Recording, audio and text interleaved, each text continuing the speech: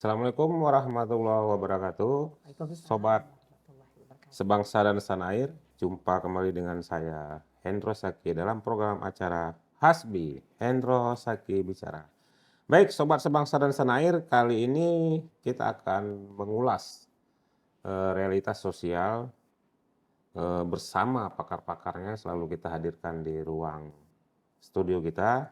Nah, untuk tema hari ini kita mengambil satu persoalan sosial yang dalam beberapa waktu terakhir ini sedang menjadi peristiwa ya di Banda Aceh dan juga di sejumlah daerah lainnya. Nah, tema diskusi kita hari ini jalan pintas akhir hidup, fenomena bunuh diri di Aceh.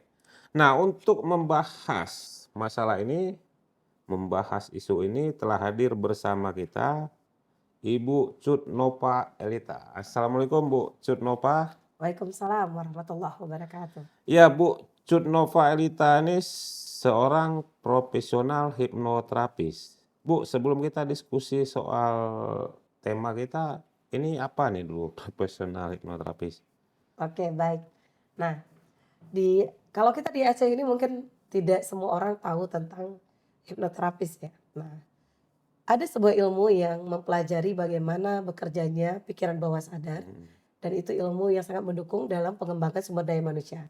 Nama ilmunya hipnosis. hmm, Hipnosis ilmunya hipnotis orang yang mempelajari ilmu tersebut. Makanya kita ngelihat kayak Romi Rafael itu disebut street hypnosis. Beliau suka melakukan hipnosis di jalan panggung. Jadi hmm, Komposer atau di OVJ nah, itu hipnosis. Nah, di kita Indonesia ini karena orang suka dunia hiburan, maka hipnosis yang dikenal di masyarakat itu umumnya di dunia hiburan. oke. Nah, jadi orang menganggap ya seperti itu hipnosis benar, tapi tidak tidak hanya itu saja, itu hanya sebagian kecil dari ilmu hipnosis. Dan ada penyembuhan melalui ilmu hipnosis yang disebut dengan hipnoterapi. Nah, Hmm, orang yang mempelajari ilmu tersebut disebut hipnoterapis. oke. Nah, gitu. Dan Ibu seorang profesional di Iya, kita sudah hipnoterapis ya. berlisensi BNSP dan internasional Oke. IACT USA. Artinya narasumber ini sangat relevan dan cocok untuk mengulas persoalan yang kita angkat hari ini. Nah Bu, kalau dari pandangan Ibu sebagai seorang profesional, bagaimana Ibu melihat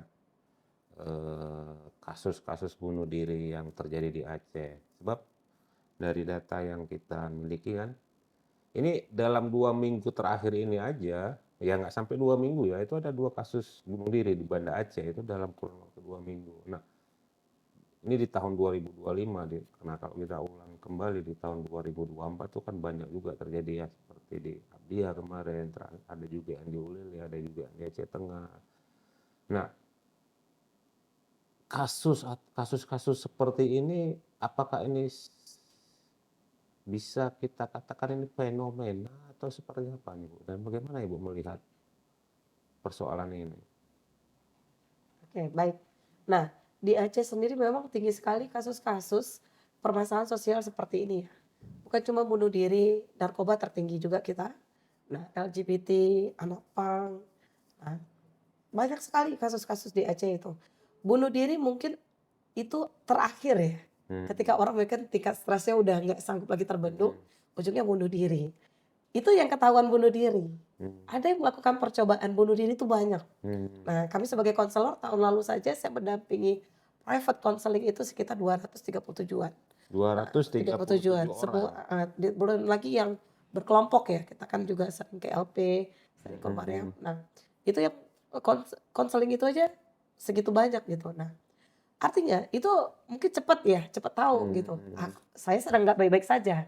Seperti saya butuh orang untuk berbicara yang menemani Ya, saya. artinya orang yang Kondisi tidak baik. melakukan bunuh diri itu dia orangnya tidak baik-baik aja dan stres gitu. Maksudnya gitu, Stres bisa umumnya seperti itu. gitu, umumnya stres. Nah, orang bunuh diri Itu pada bukan posisi perilaku atau apa gitu atau gimana? nah itu biasanya kan tidak langsung serta-merta ya, tiba-tiba Hmm. saya ada masalah langsung saya bunuh diri. Biasanya itu di titik sudah tidak sanggup lagi gitu. Nah, Hmm.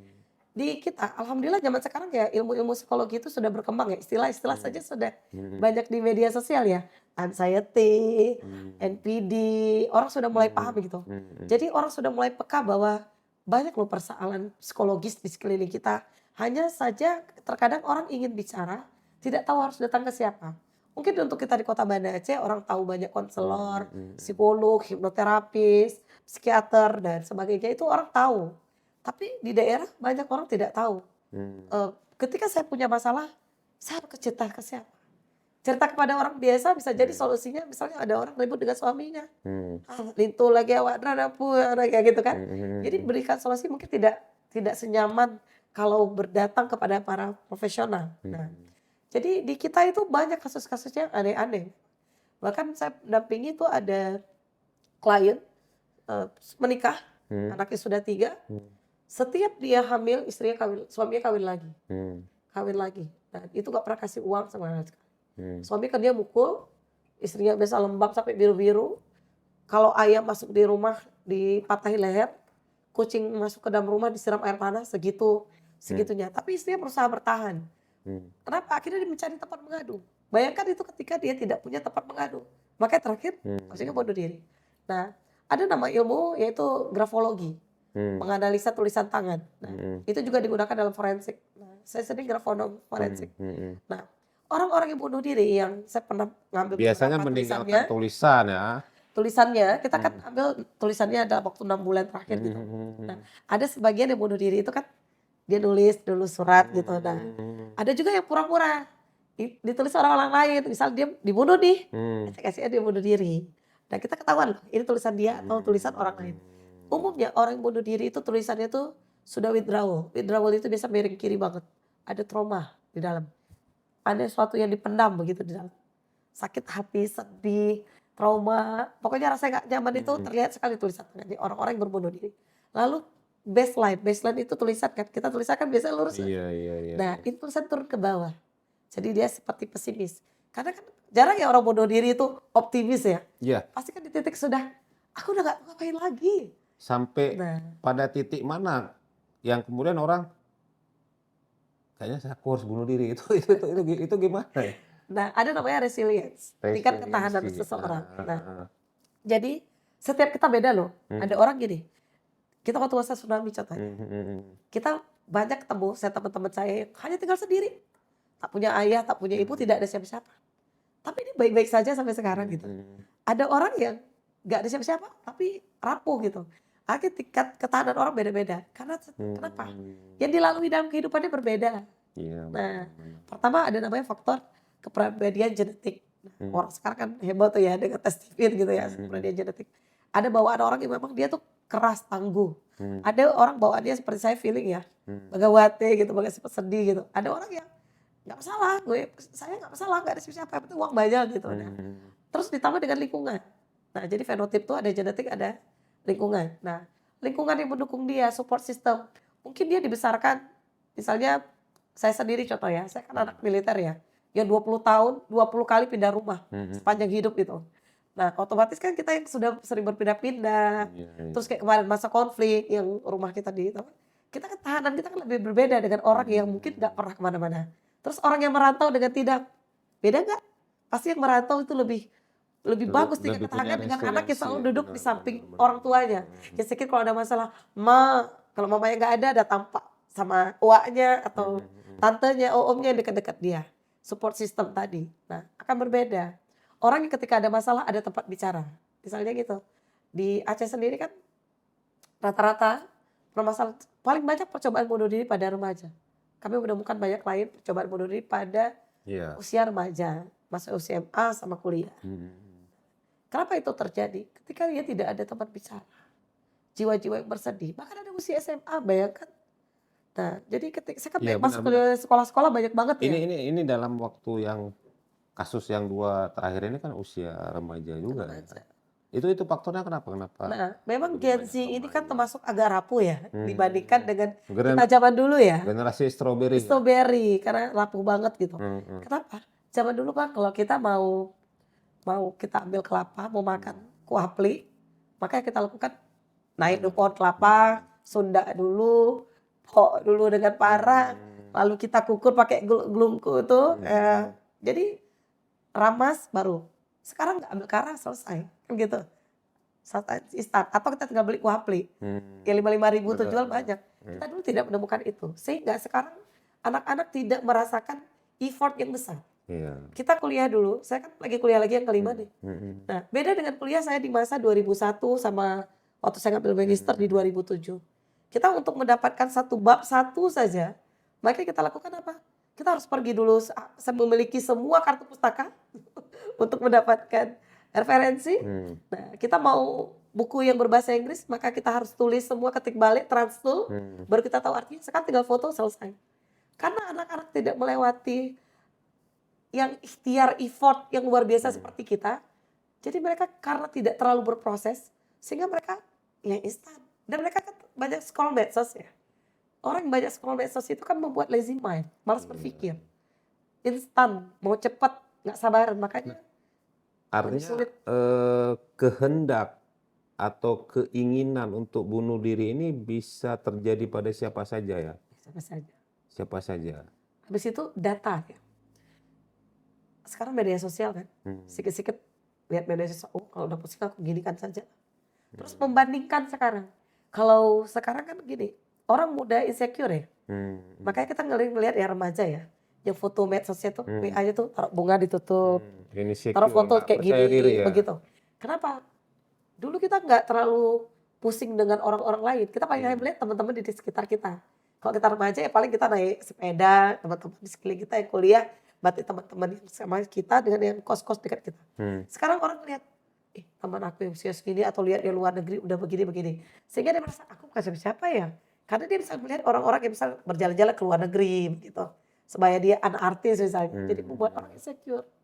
Nah, padahal di lingkungan dia ya banyak orang seperti dia. Tapi karena media sosial membuat orang selalu membandingkan. Oke.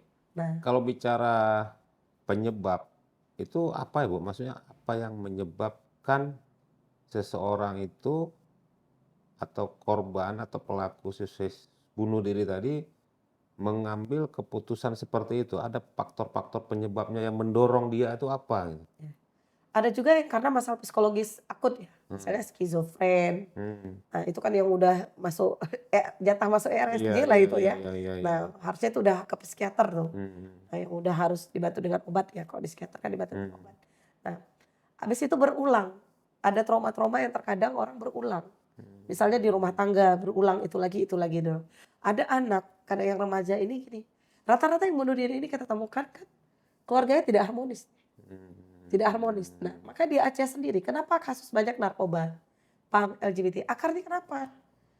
Ada namanya bahasa kasih, love language gitu kan, bahasa kasih, tangki cinta. Itu kan ada 5, ada namanya pujian, ada namanya sentuhan fisik, pelayanan, hadiah, quality time. Nah, waktu kita di bawah masih umur 5 tahun, ini 5-5 harus ada lengkap. Semakin kita besar, kita punya 2 yang dominan. Setiap kita berbeda. Perlakukan orang lain sebagaimana ia ingin diperlakukan. Bukan sebagaimana kita. Setiap orang berbeda. Seperti ada anak yang suka diberikan hadiah. Ada anak suka diapresiasi. Ada anak yang suka disentuh. Ketika merasa orang tua ya, contoh di Aceh ya. Laki-laki Aceh umumnya kaku.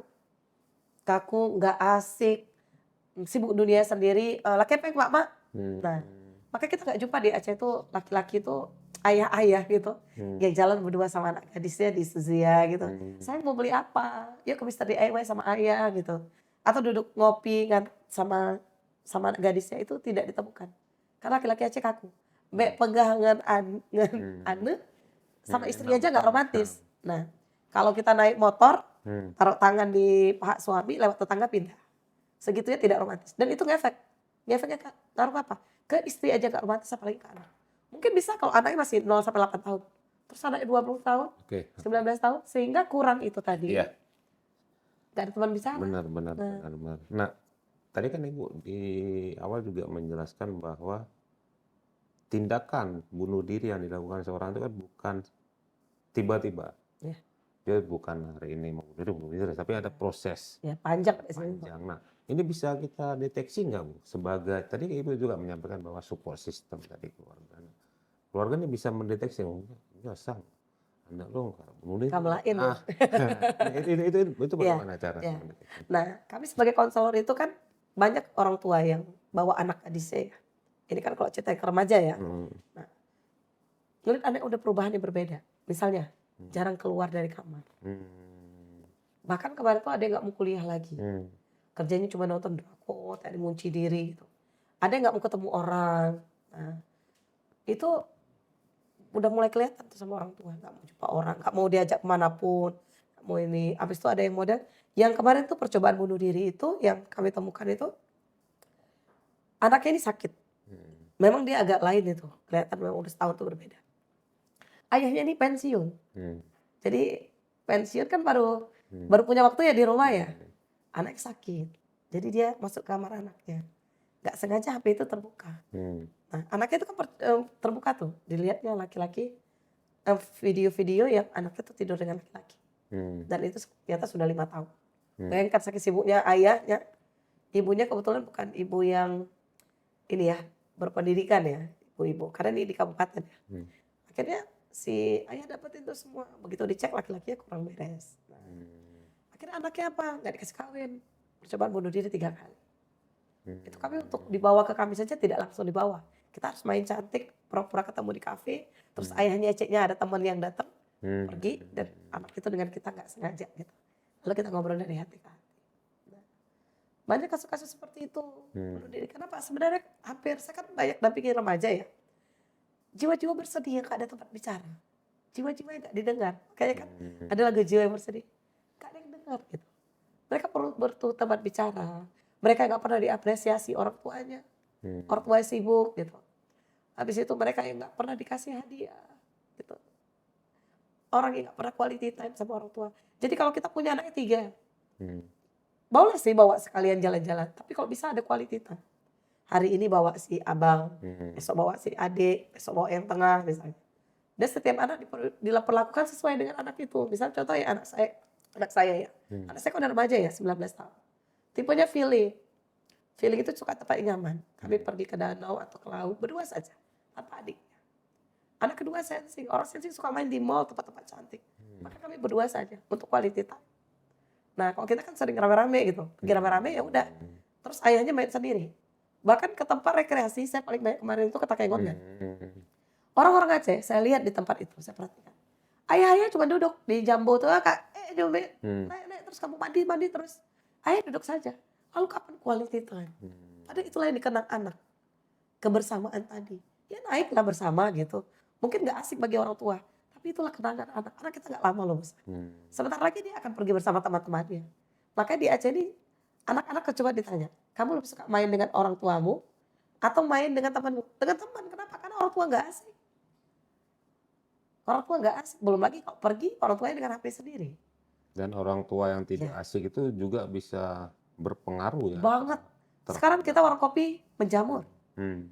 Laki-laki Aceh banyak di warung kopi. Hmm. Terus anak-anaknya ngapain? Anak yang di rumah. Kok yang laki-laki udahlah nongki aja. Yang perempuan siapa yang ngajak nongki pergi. Kenapa? Ayah gak pernah ngajak aku nongki. Coba ayahnya dah. Sayang baru kuliah ya. Udah makan dah belum? Ayah jemput ya. Bayangkan kalau abang misalnya jadi anak gadis gitu. Ayahnya bilang gitu. Yuk pergi makan sama ayah yuk. Terus itu kan kenapa LGBT tinggi di kita? Karena mainnya perempuan sama perempuan, laki sama laki. Anak yang tangki cintanya hadiah ya. Ayahnya jarang ngasih hadiah. Bukan berarti ngasih hadiah tuh enak bilangnya. Ini ASN gajinya pas-pasan misalnya. Nah, bukan gitu hadiah. Misal gini, pulang aja kantor gitu. Ayahnya beli pisang goreng 10.000. Siapa anak ayah udah luar mandi sore? Ini ayah kasih hadiah pisang goreng 2. Nyebutnya hadiah gitu. Anak mau ujian. Siapa anak mama yang mau ujian ini? Nah, mama buatkan hadiah spesial. Nasi goreng spesial. Padahal memang sengaja mau masak nasi goreng. Banyak nasi sisa semalam. Tapi nyebutnya hadiah. Jadi kalau kita gak pernah ngasih hadiah. Lalu datang temennya. Ini hadiah buat kamu, pulpen untuk kamu. Kemarin beli di Mr. DIY khusus untuk kamu. Kelepek-kelepek anak orang. Kenapa? Karena ayahnya dia tidak dapatkan. Makanya di Aceh ini ayah tidak menjadi cinta pertama. Sehingga ngefeknya kemana-mana. Memang terlihat kok sepele banget. Tapi nyatanya semua akarnya itu. Saya menemukan banyak remaja-remaja bermasalah di Aceh. Nyaris semua tulisan tangannya fatherless. Jadi akar masalahnya lebih ke Iya, banyak keluarga. soal keluarga. Ya. Artinya keluarga sebagai support system terhadap anak itu tidak Kita nganggap parenting itu di ibu. Padahal itu di ayah utama. Makanya Quran itu kan percakapan ayah dengan anaknya yang paling banyak. Kan benar. bukan ibu. Ternyata, coba contoh di rumah, Bang. Anak kita dimarahin sama ibunya, mau dimarahin tiap hari datang lagi ke ibunya kan. Tapi coba sekali tes dimarahin ayahnya. Senggugukan nangis. Kenapa? Karena efek ke ayah tuh lebih kuat sebenarnya. Nah, hanya saja ayah-ayah ini kurang gitu peduli kepada anaknya ya. Hmm. Mungkin kalau masih 0 sampai 2 tahun iya. Coba yang anak gadis umur 12 tahun ada nggak dipeluk, dicium kening gitu. Karena bisa jadi waktu nikah nanti baru dicium keningnya. Saking nggak pernah. Makanya anak-anak gadis yang nggak pernah dipeluk oleh Hmm. orang tuanya, jadi kan dia butuh perempuan misalnya. Butuh dong ngerasain badannya laki-laki. Coba ayahnya pulang masa SMP, aduh anak ayah dipeluk gitu. Kalau nggak pernah dipeluk gitu, dipegang sedikit laki-laki, beda dia rasanya. Karena dia nggak pernah. Anda nggak pernah dipuji, tiba-tiba sama kawannya, "Ih rapi kali jilbab kamu, cocok kamu pakai jilbab itu." Kelepek-kelepek. Karena itu tidak didapatkan dari Benar. ayahnya. Coba ayah tiap pagi, "Iya anak gadis saya udah mandi, cantik kali anak gadis saya mau kuliah. Ayah antar nggak?" Jadi begitu kawannya puji, kamu cantik kali." "Ah biasa aja tadi pagi juga udah puji ayah." Nah itu yang kurang di kita. Ya, kalau soal latar belakang itu ada pengaruh nggak, Bu? Misalnya latar belakang, oh dia dari latar belakang dengan ekonomi yang pas-pasan, atau dia latar belakang orang kaya itu punya pengaruh nggak dari Sekarang ya, dari klien-klien atau orang? nah saya konseling kemarin yang kena LGBT itu, Hmm. malah menengah ke atas. Hmm. Makin menengah ke atas mungkin orang tua semakin sibuk ya. Hmm. Jadi kalau ngelihat ekonomi kayaknya ngaruhnya dikit deh.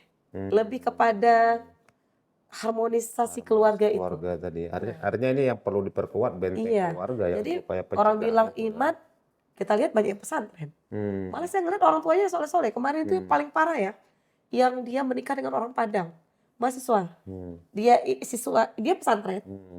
sudah kuliah di universitas, ayahnya ustadz, ibunya SN. Hmm. Nah, orang-orang soleh keluarganya, orang soleh ini.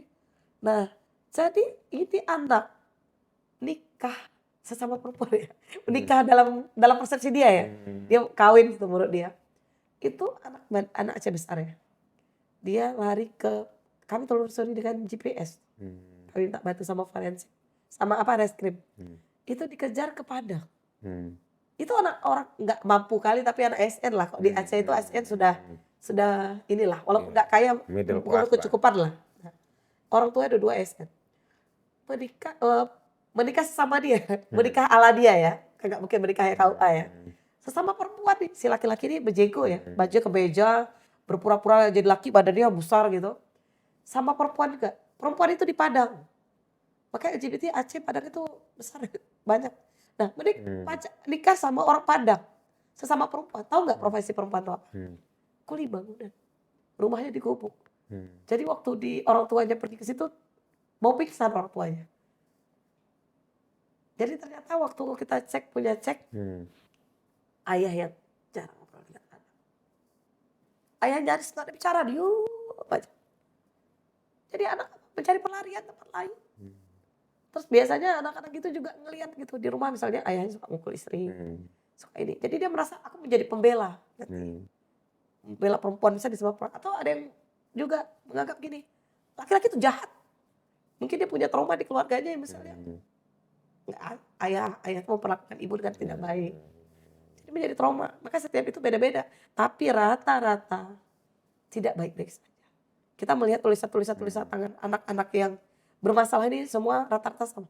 Anak-anak bermasalah itu biasanya tulisannya punya cangkang. Cangkang itu kayak nutup gitu. Kita lihat di grafologi itu. Jadi ada nutup gitu kayak, misalnya dia nulis misalnya apa, Ana, stop gitu. Nah kayak ada cangkang tutup. Lalu coretan tulisan tangan yang dicoret. Misal gini, misalnya nulisnya Ana, terus digaris lagi di atas tulisan itu. Itu rata-rata self esteem yang bermasalah. Terus tulisan yang turun ke bawah, itu tanda orang pesimis. Rata-rata kalau udah bunuh diri, kita temukan udah pesimis. Misalkan, saya kan pernah sering lah ke rumah-rumah yang anak kanker itu. Anak kanker. Itu mereka di tulisan tangannya rata-rata tuh turunnya drastis turun. Di saat dia merasa, aku tuh gak bisa sembuh lagi. Aku tuh kemo berkali-kali. Itu pesimisme. Tulisannya kelihatan. Bunuh diri juga ngeliat gitu. Kemarin pernah kan sendiri kasus tuh di satu tempat tuh, saya yakin bukan dia yang tulis.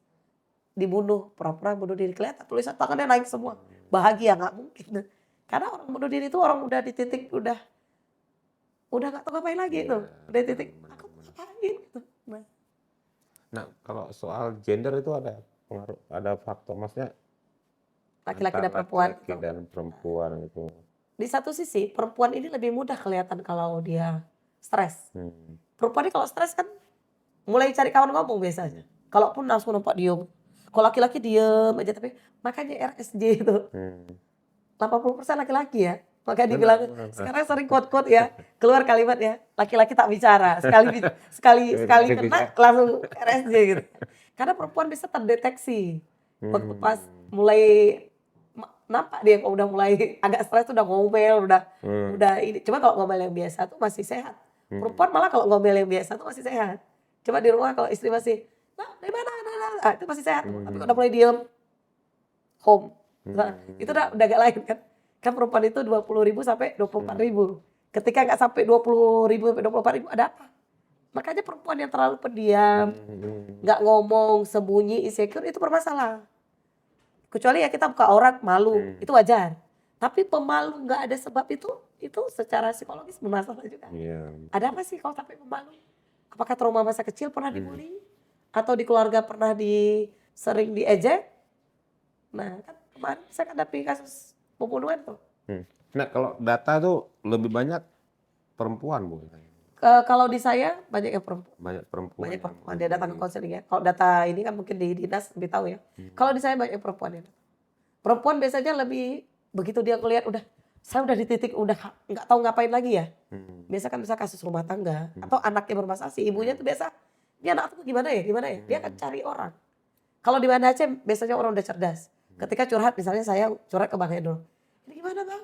Dia tuh oh ibu ini ada mau dari sini. Nah, di kabupaten mungkin tidak se Benar. kita ya mindsetnya apa tuh lingkungan sekeliling kita. Kalau di kita tuh begitu nengok anaknya kenapa-napa langsung temuin ini aja deh, kayaknya anakmu gak baik-baik aja deh. Nah, kita udah lebih ngeh orang, begitu agak lain langsung nyari gitu. Orang tuanya begitu nengok anaknya udah mulai gak bisa diatur, tersembunyi gak mau kemana-mana, ada yang nampak di HP-nya lain-lain sedikit, orang langsung temuin. Iya. Kalau di daerah mungkin orang gak tahu bawa kemana.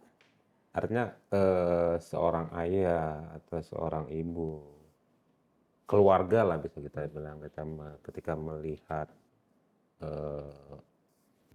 Ciri-ciri. anaknya atau sanak keluarganya yang punya ciri-ciri ada keinginan untuk bunuh diri, itu tindakan apa yang harus dilakukan? Memang kita ini perlu adanya ilmu ya. Hmm. Jadi kita bisa nah, kenapa itu bisa tahu? Karena hubungan deket. Coba ayahnya nggak pernah pulang, ayah jarang ada, terus tahu nggak anak kenapa-napa? Nggak tahu. Ayah pulang malam warung kopi jam 11, anak di kamar tahu nggak anak tadi punya, mungkin udah nangis-nangis tadi di sekolah ribut dengan siapa? Atau di kampus dia udah stres sama kuliah. Tahu nggak? Lah kalau nggak pernah ngobrol gimana tahu? Biasa butuh interaksi yang kuat, misalnya kan. Ayah pulang, aduh ayah pulang, anak ayah gimana tadi? Coba cerita, ayah lihat mukanya kok udah jelek banget, kenapa? Kamu stres? Dia nih tadi itu, kalau mbak bicara sama ayah gimana? Mungkin ayah nggak bisa bantu, tapi sebenarnya untuk melegakan kamu kan beda. Dengan anak yang nggak pernah dilihat ayahnya, tiba-tiba udah stres aja gitu. Nah, karena tidak pernah ada interaksi gitu. Nah, harusnya kan kalau bagus hubungan kan kelihatan nih. Benar. Bisa biasa makan gini pagi sama-sama. Terus hari ini kamu makan begini. Harusnya kan tahu nih. Apa dia kamu makan? Oke sekali, mungkin lagi gak enak sariawan, lagi kesel, lagi apa. Terus kalau udah seminggu gitu, Benar. kalau seminggu ngurung diri, misalnya kita nggak tahu dia udah punya, misalnya pacar gitu. Terus udah seminggu ngurung diri nggak mau keluar, pokoknya baru putus. Lah kalau orang tua nggak bagus hubungan, gimana tahu? Makanya perlu kedekatan, biar bisa ngelihat ada perilaku yang udah beda nih. Nah, atau ada anak yang terlalu tiba-tiba dia kok pakai baju menor ya. Tiap hari menor, usianya masih SMP, SMA misalnya. Beda nih lagi biasa gitu. Saya kan ada tuh klien tuh, ayah meninggal, ibunya nggak ada lagi. Nah, itu usia SMP tuh menornya luar biasa tuh. Kayak tante-tante. Sepatu tinggi, baju ngepas gitu. Kita kan curiga nih. Ini pasti punya circle yang kita curigai nih. Nah, itu bisa tahu kenapa kalau kita dekat.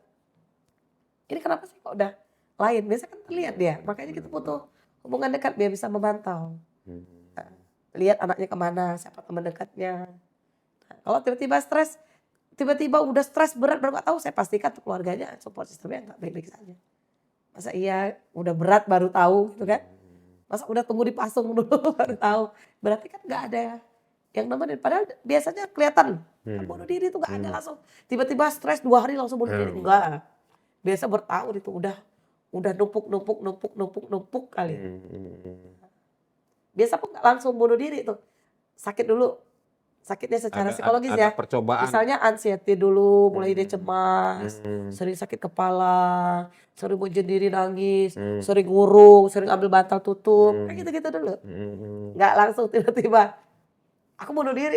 Kayak gitu, pulang sekolah, pusing sama kuliah, bunuh diri. Jarang.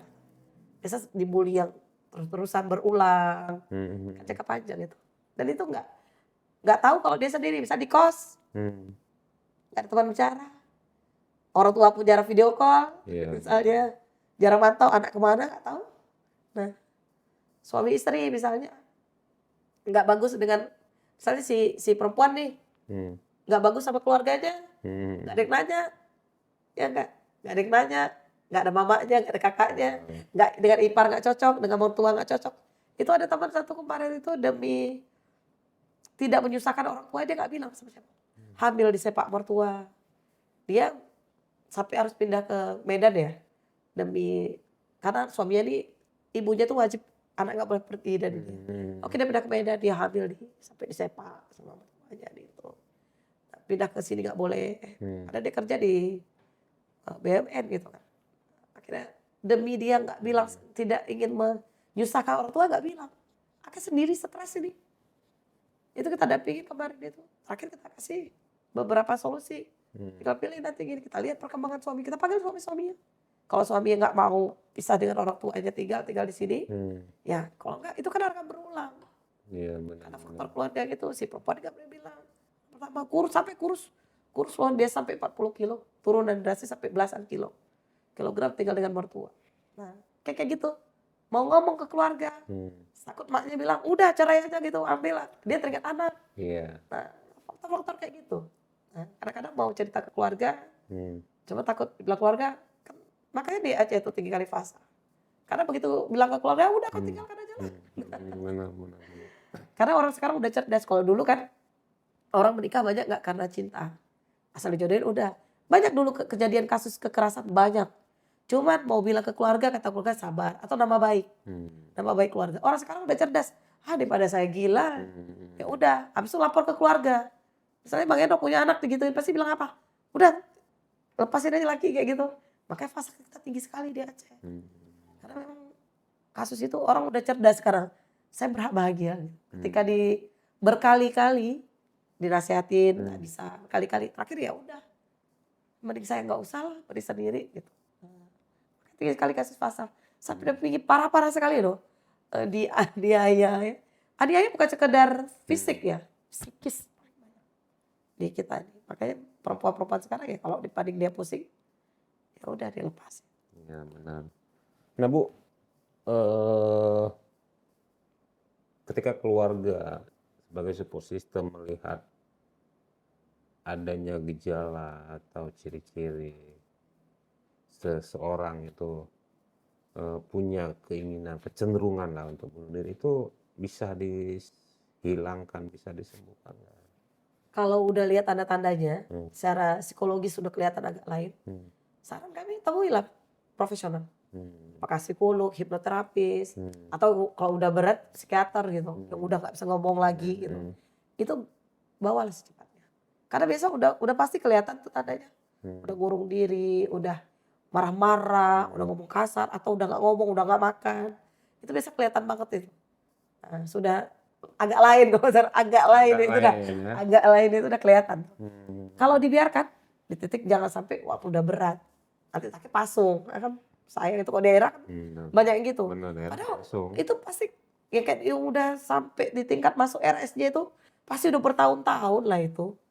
Cuma keluarga karena kurang edukasi ya, kurang paham. Ada ngelihat anaknya aja udah, kenapa lain deh, berterusan lain. Nah, kita pun sakit fisik ya, biasa dipengaruhi oleh psikologis. Orang yang kebanyakan sering sakit kepala, vertigo terus-terusan. Itu secara psikis dia punya masalah tuh. Orang yang tiap hari anxiety lambung, itu anxiety biasanya.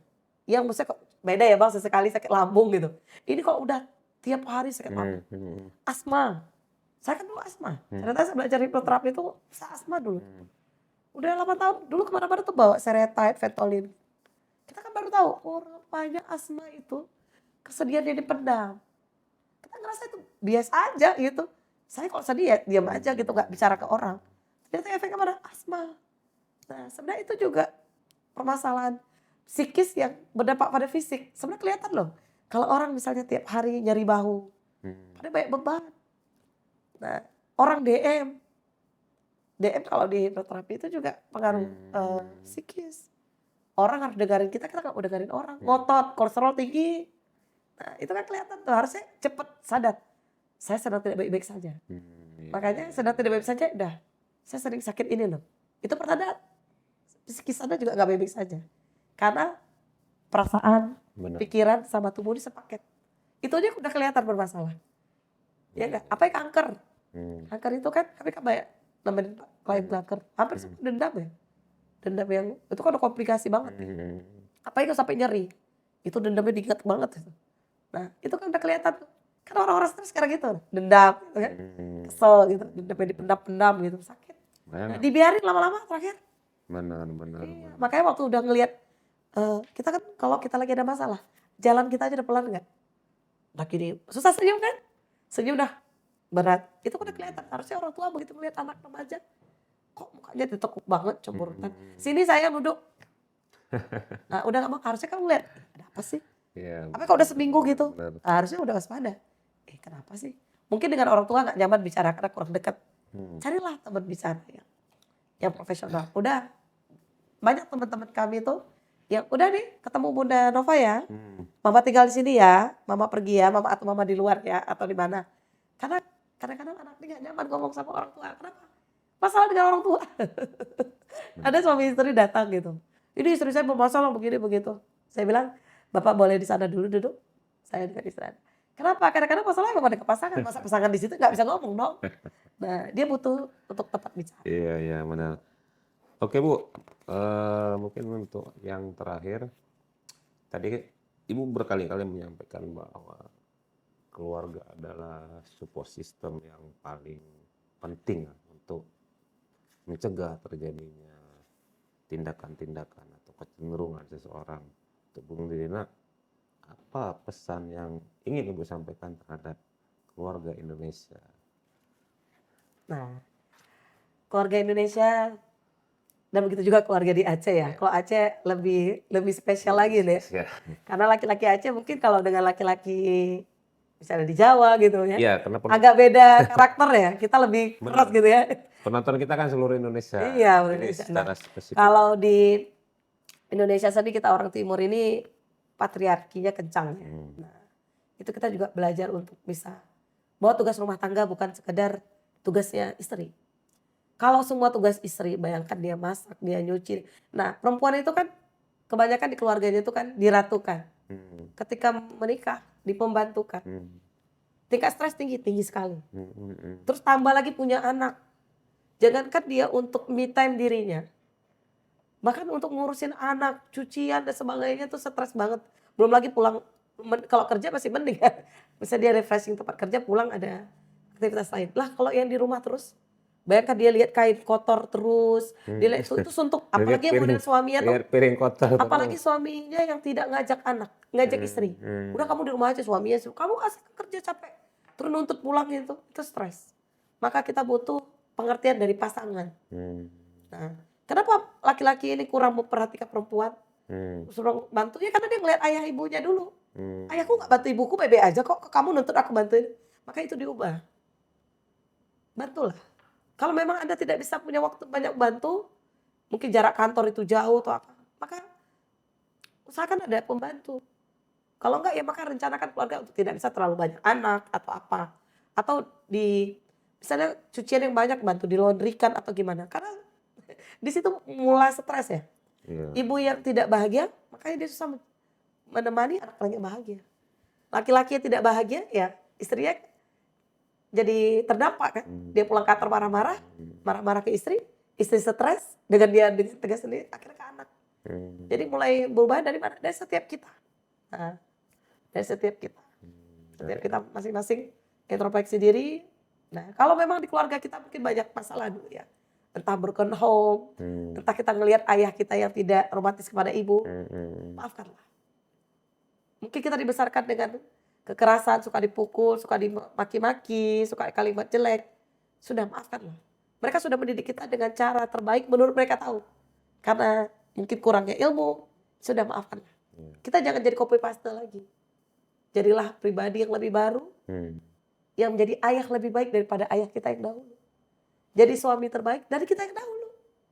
Nah, jadi karena kita sebentar saja. Anak kita sebentar udah gede. Kapan lagi? Sebentar gak lama kita lihat dia udah gede. Nanti dia akan main bersama teman-temannya. Kita gak asik menemani dia main, dia akan main bersama teman-temannya. Di atas kuliah dia udah kerja. Lalu dia menikah. Sebentar. Gak terasa. Jadilah ayah cinta pertama seorang anak selamanya. Baik, Bu Cut Nopalita, terima kasih atas kehadirannya, Bu. Demikian diskusi kita hari ini. Assalamualaikum warahmatullahi wabarakatuh. Waalaikumsalam warahmatullahi wabarakatuh.